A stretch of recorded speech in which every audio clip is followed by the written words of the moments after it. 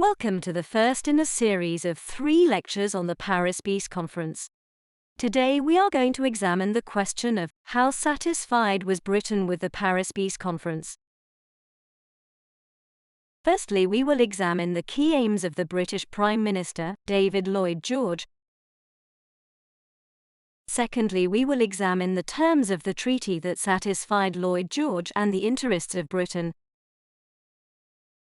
And thirdly, we will examine the terms that dissatisfied Lloyd George and did not suit Britain's interests. We will then evaluate how satisfied Britain was overall, and also complete a cartoon analysis released by a British newspaper. The Prime Minister of Britain was the leader of the Liberal Party, David Lloyd George. Britain had lost between 800,000 and 1 million young men in the war, with many more in rehabilitation having received life-changing injuries. As a result, Lloyd George was under pressure by his government and the British public to seek retribution. However, Britain did not suffer as badly as their ally France, who lost even more men and also saw the destruction of their countryside due to trench warfare. This means that Lloyd George was not hell-bent on revenge like George Clemenceau was. Instead, he wanted to achieve a balance between punishing Germany for their actions and allowing Germany to recover their economy. Lloyd George's first and arguably most important aim was to maintain Britain's naval supremacy. Before the war, Britain had been in a naval race with Germany to build up a new type of battleship called the Dreadnought. Whilst Britain won that race, Lloyd George was keen to ensure that Germany would not be in a position where they could threaten Britain's naval supremacy again. Linked to this, Britain wanted to maintain imperial supremacy. In other words, they wanted to grow the British Empire, which in 1919 covered 1/3 of the globe. Germany did not have a significant number of overseas colonies, but Britain wanted to absorb these into their larger empire. Finally, Lloyd George wanted to ensure that Germany's economy did not collapse. He essentially wanted Germany to act as a buffer between the democratic West and communism to the East. This is because Russia had fallen to communism in a violent uprising in 1917 following economic collapse. Therefore, Lloyd George believed that Germany should still be in a position to trade with other European nations, and their industry needed to remain strong. Let's now examine the different terms of the Treaty of Versailles that satisfied Britain and her Prime Minister. Firstly, the military term that reduced the navy to 6 battleships and no submarines. This reduced the German navy to a humiliatingly low level, so they would be unable to threaten Britain's naval supremacy. Secondly, let's examine what happened to the German colonies. This map shows their distribution, with the largest number in Africa, but also some smaller nations in the Far East. These colonies fell under the jurisdiction of the new League of Nations. However, being one of the most powerful members of the League of Nations, Britain were able to control the government of these nations and profit from this. Therefore, Britain was reasonably satisfied with this term. Let's now examine the ways in which David Lloyd George was dissatisfied. The reparations bill of £6.6 billion was incredibly high. In 1923, as a direct result of Germany's struggle to pay the reparation bill, the German economy collapsed and brought hyperinflation, where the currency became worthless. This would have caused a complete shutdown in the economy if Germany had not received financial support from America. Furthermore, economic problems caused social unrest. Economic hardship resulted in a rise in radicalism, and the last thing Lloyd George wanted was for Central Europe to become communist.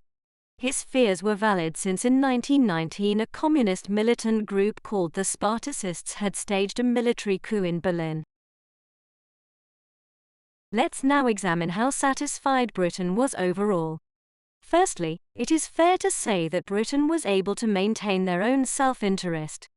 Britain's navy and empire remained the largest in the world. However, in the long term, the huge reparations bill threatened stability in Central Europe, and Lloyd George knew this would cause problems for Britain in the future.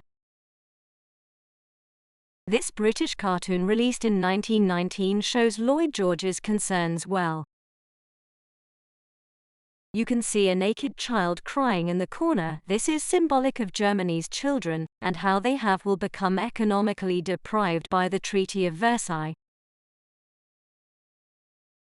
We can see the big three on the other side of the pillar. The caption reads, "The tiger. Curious, I seem to hear a child weeping." The tiger is a nickname for George's Clemenceau. The expression is sarcastic. Clemenceau was the one to insist on a high reparation bill.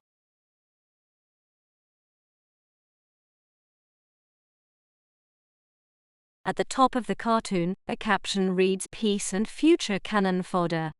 The phrase cannon fodder was a term coined during World War I to describe the rank and file of infantry who were sent over the top into no man's land, only to be killed by the cannon fire. In other words, they were the expendable soldiers of war. What is most scary is the phrase above the child's head. 1940 class means this little boy will graduate in 1940. Essentially, this means that in 1940 this boy will come of age and immediately become cannon fodder for the next Great War. Essentially, this cartoon predicts the start of World War II and is only 1 year out in terms of accuracy. Finally, let's examine the provenance of the source. The cartoon was made on June 24, 1919, which was when the Treaty of Versailles was signed and finalized. The cartoon was published in the London Daily Herald. This shows that the British public were aware at the time that the Treaty of Versailles was incredibly harsh on Germany and could cause a future conflict. But so soon after the war, very few people sympathized. Let's return to our overarching question of how satisfied was Britain with the Paris Peace Conference. Firstly, it is important to remember Lloyd George's key aims, namely a desire to maintain Britain's naval and imperial supremacy, and a desire for Germany to remain economically strong so that it could act as a buffer to communist Russia. Lloyd George was able to achieve his aim of upholding naval and imperial supremacy due to the severe restrictions on Germany's navy and their loss of overseas colonies. However, the reparations bill was too harsh, and this resulted in Germany suffering economically. Whilst Germany did not fall to communism, she did fall to the extreme right-wing Nazi Party, and ultimately this would drag Britain into another world war. Therefore, ultimately, it is fair to say that Britain gained a lot in the short term from the Treaty of Versailles, but in the long term there would be devastating consequences. Thank you for watching. Tune in to the next 2 lectures to learn about how satisfied France and the USA were from the Paris Peace Conference.